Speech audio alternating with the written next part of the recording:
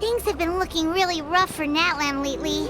There are more and more commissions from the Adventurers Guild, and they're all related to the Abyss. Just waiting around won't do us any good. Let's go and see if there's anything we can do to help.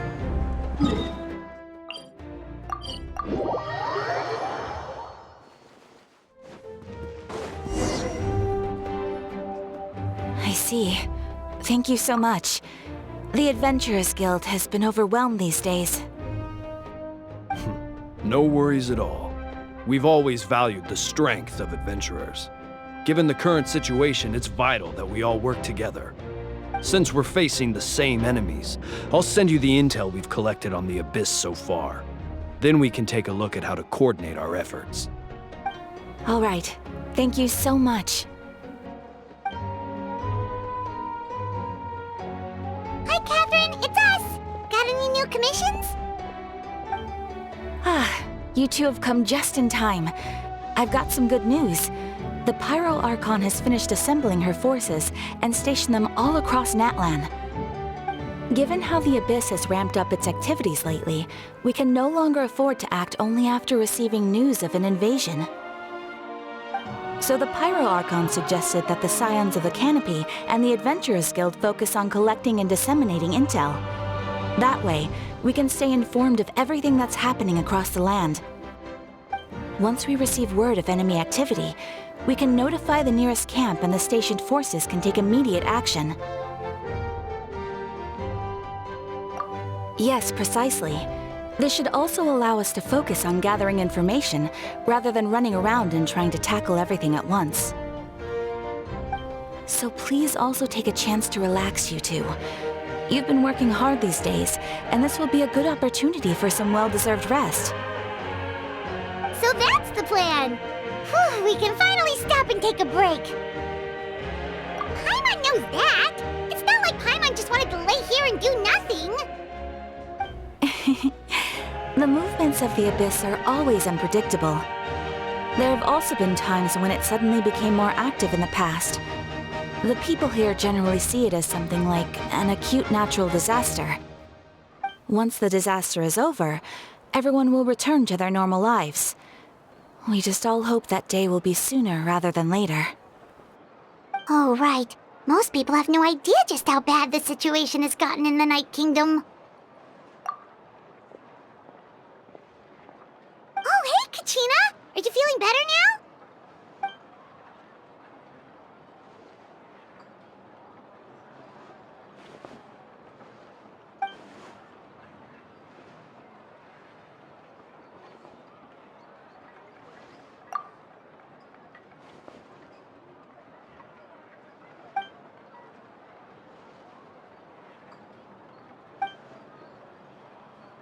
Wow! So we'll finally get to meet Shilonen, the legendary forger of ancient names! Paimon still can't believe anyone could forge those things.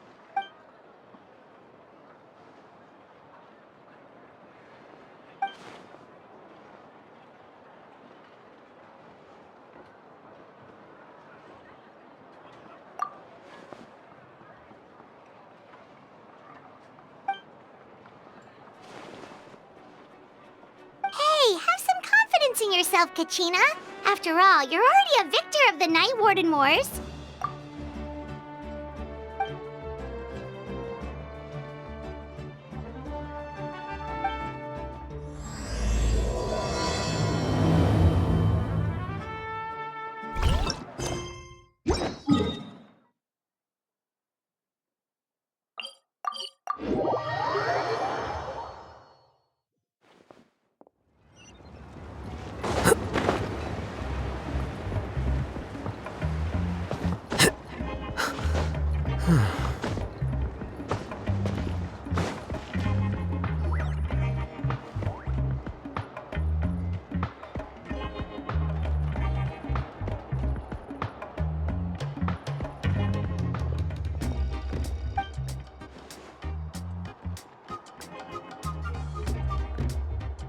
Ah, yes, so I've heard.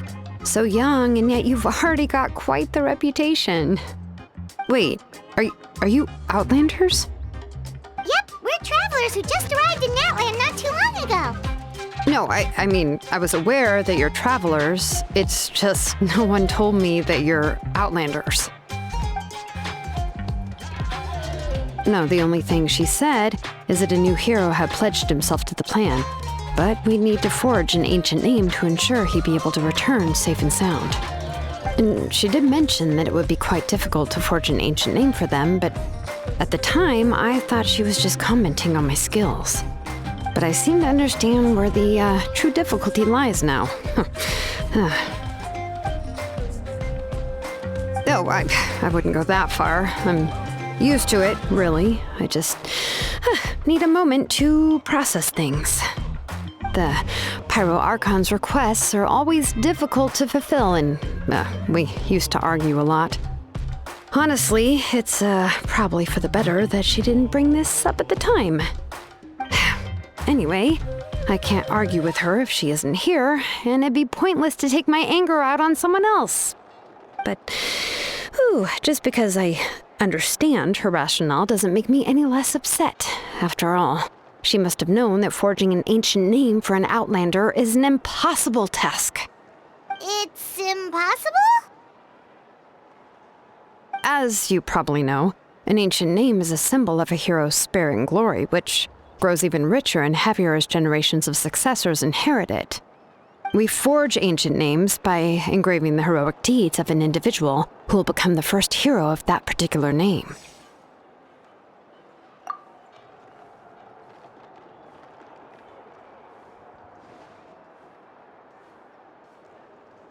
But they were all performed outside of Natland, correct? Yeah, that's right. Then those deeds haven't been recorded by the Night Kingdom. To take it one step further, even if you had performed heroic deeds in Natland, as an Outlander, your actions still wouldn't have been recorded by our lands. Only memories and experiences that have been acknowledged by the Wyab can be used as a basis for an ancient name. Even the greatest of craftsmen cannot create something out of thin air, you know. That's just how it is. Seems the Wyab don't want just anyone to get a name, huh? Mawika, of all people, should know better than anyone, yet she's still entrusted the task of forging the ancient name to me. Oh, Paimon gets it. Nobody's happy being asked to do the impossible.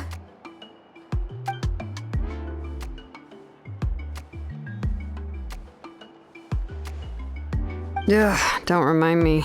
Let's just focus on how we can pull this off. How to achieve the impossible. You mean you're already willing to accept the task? Well, what else can I do? What's happened is already done, and it's not like I can outright defy the order of my Archon. If she gave me this order, then she believes the ancient name is an indispensable part of her plan, and that I'll be able to find a way to make it happen. In other words, the order is an affirmation of my abilities. Whoa, not only has she accepted the task, but now she's looking for silver linings?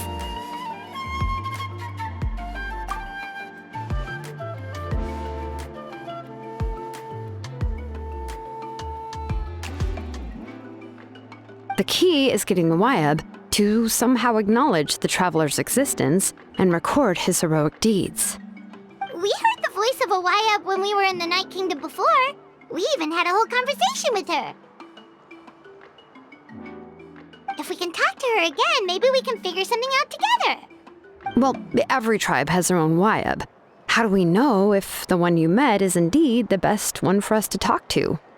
Plus, considering the unprecedented nature of this situation, I have a feeling that the acknowledgement of one Wyab alone would probably not be enough.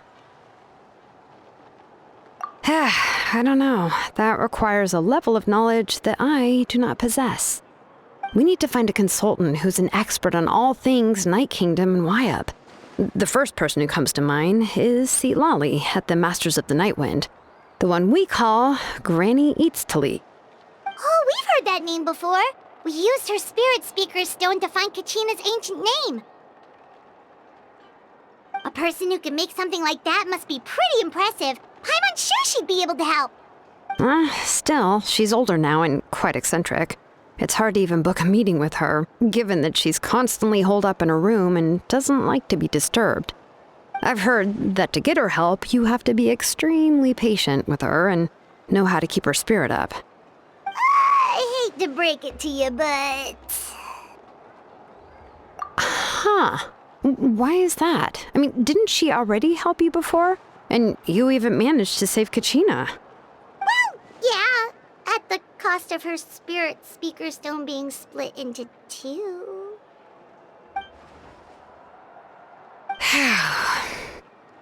Great going, Moeka. We're already off to a rocky start here. In that case, I guess your only option is to try to emphasize that this is an important order from the Pyro Archon. Hopefully, Seatlali would still want to show respect to the Archon. I'll also write you a letter on your behalf. If you can find someone to deliver it and mention some good things about you, then that should help too.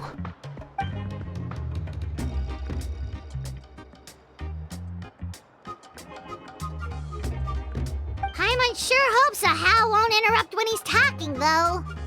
All right, Kanich is a seasoned negotiator. I trust that he'll know the best things to say. Please just give me a moment to write the letter, and we can meet up near the Statue of the Seven later. Sounds good. We'll take a stroll in the meantime.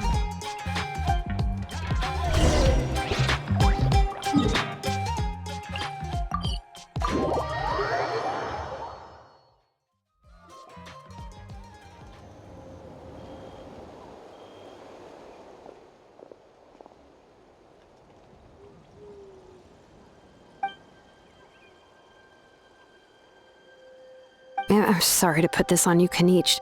It's just that you're probably the only person who knows how to deal with her.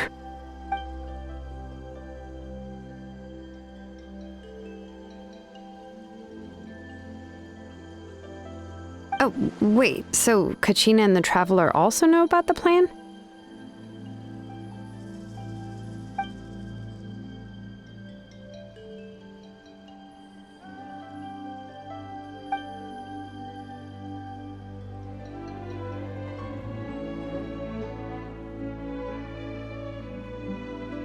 Right. She mentioned there are 6 heroes and that Shilonen is one of 4 that have already been acknowledged. Oh, well, then I suppose there's no need to keep any secrets between us. Having companions walk by your side is perhaps the best solace when facing such a bleak reality.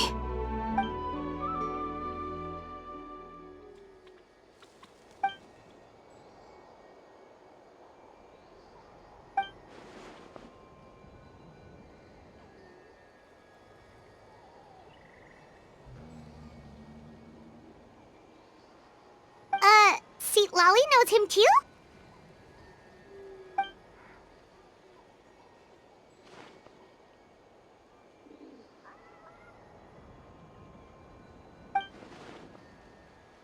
Given how the Masters of the Nightwind love to babble about dreams and revelations, they're already a pretty strange bunch to most.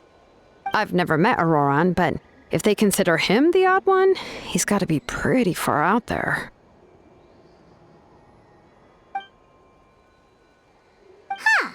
Makes sense. But Paimon wonders how Seatlali could be the first one to notice Auroran's disappearance if she spends the whole day in her room.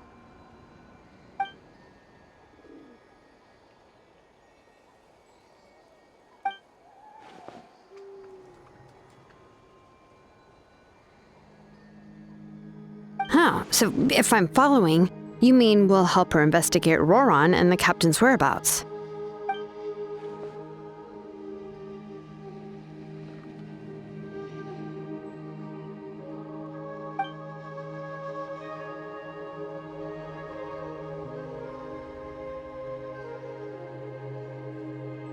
Yeah! Plus, we kinda owe her one anyway to make up for breaking the spirit speakers down. This is a pretty well thought out plan, as expected of Molly Poe Kanich. Then, yeah, I'll leave my letter to you. Let's hope Seatlali can meet at the stadium in 2 days.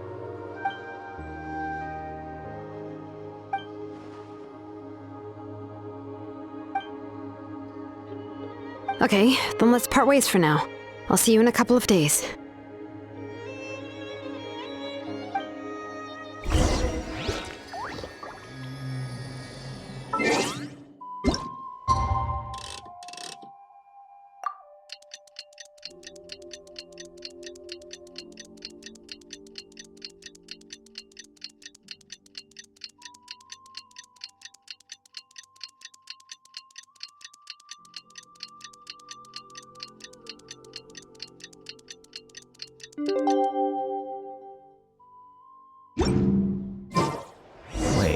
It's time to meet up with Shilonen. Let's ask her how things have been going.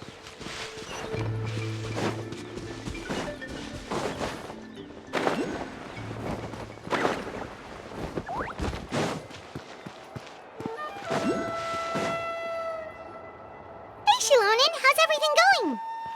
Oh, hi, Traveler and Paimon. I have bad news.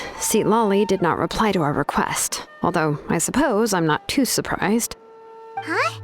You mean she didn't even bother to give Kenichi a response? Guess she really does have quite the ego then. Yeah, well, she can be also quite eccentric, though she's one of the most gifted people around.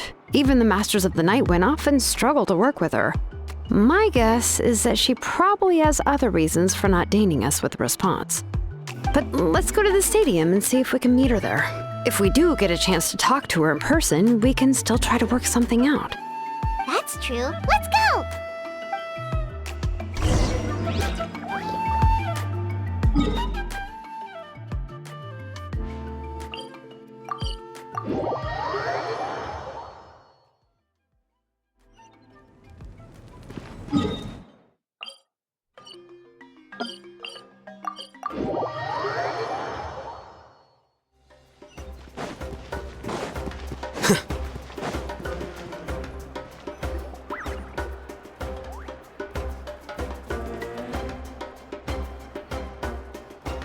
Paimon doesn't see anybody. Seems she's just not gonna show up, huh?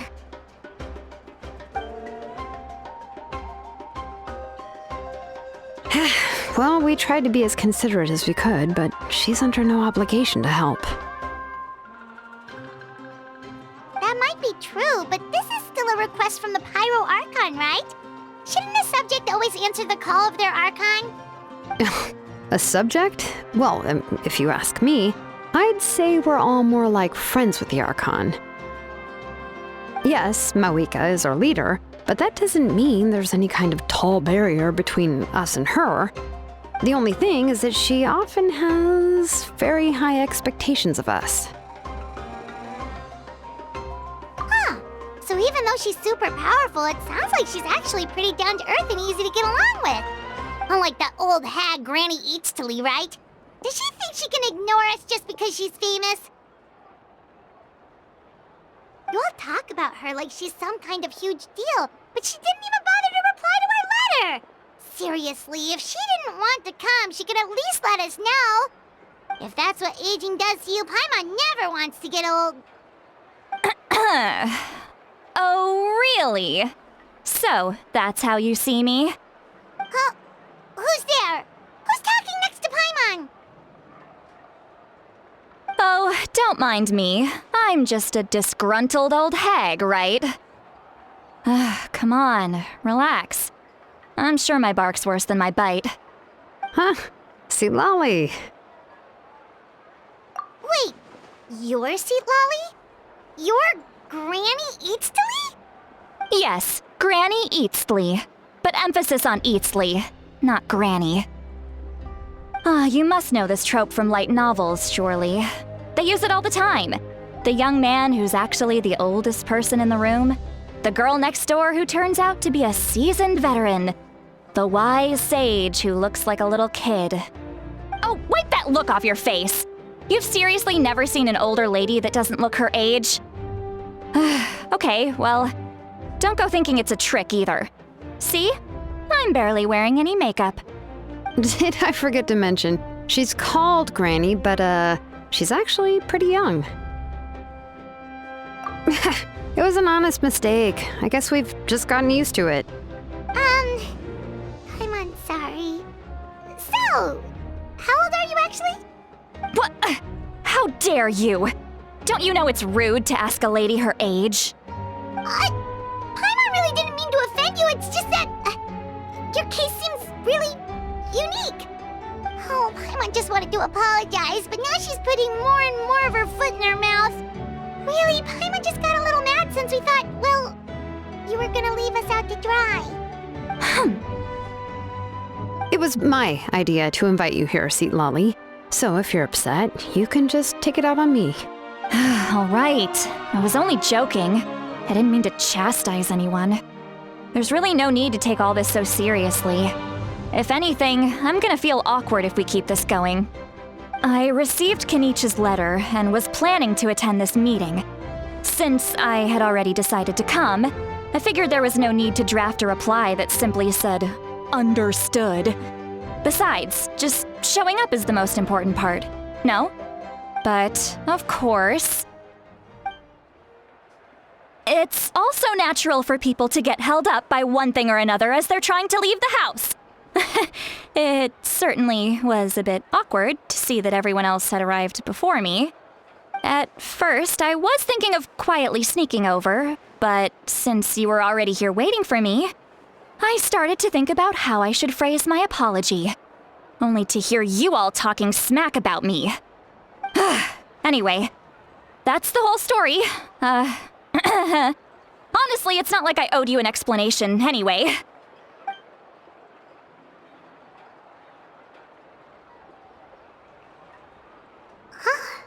What's with that expression? Was she feeling embarrassed just now?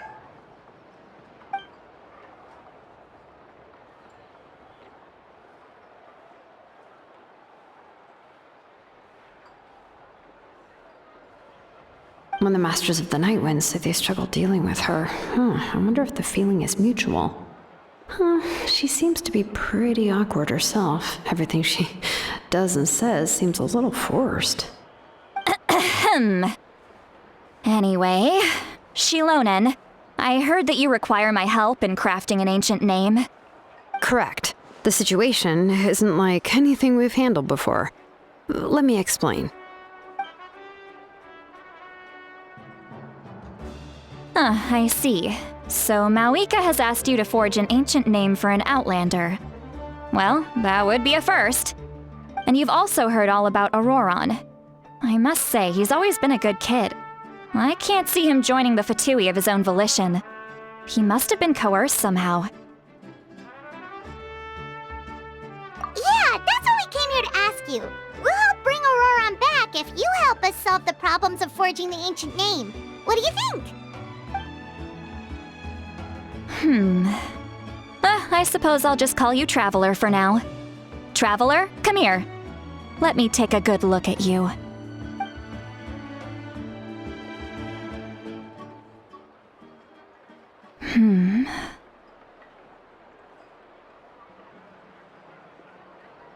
Wealth leads to unending conflicts between people. Yet you alone transcend the value of gold. Baleful thunder and wrathful waves bring terror to mortal hearts. Yet again and again, you've braved them to find new worlds. O weary yet free soul, even the most verdant leaf in the forest will pray for your happiness and safe passage. Those are all the things that I could see in you. You've experienced far more than even most mortals could dream of. You possess the heart of a sincere hero, along with the conviction to lift a torch above your head and walk headlong into the night. Huh? Don't move. There's something here. Huh? What thing? Don't scare Paimon. Is the Traveler gonna be okay? Shoo! That should do it. You've just returned from the Night Kingdom, so some fragments of souls were still stuck to your body. No need to worry. I've just cleared out the last of them. Isn't that kinda like having part of a ghost come back with you? It's nothing as serious as that. If left unattended, the most it could do is stir up some chaos in your mind, and generally worsen your mood. Well, in that case, better to get rid of them. It was nothing. Shilonen, let's follow your proposal. Once you've brought Auroron back, I'll take you to see the Lord of the Night. The Lord of the Night? But don't we need to talk to the Wyab of the tribes?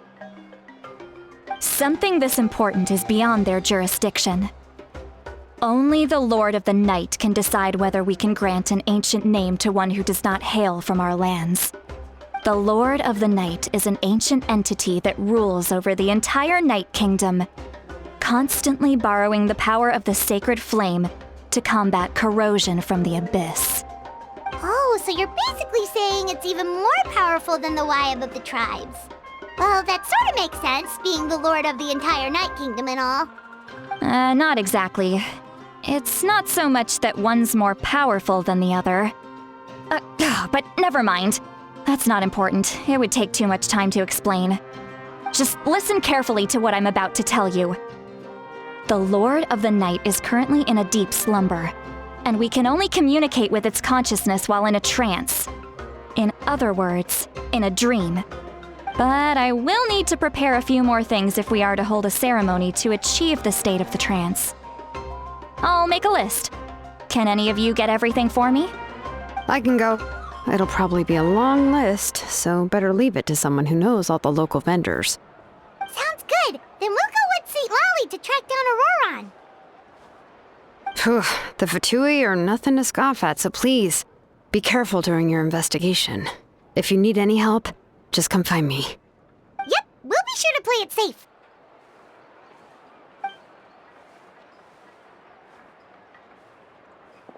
All right, now it's time for us to catch that brat and bring him back.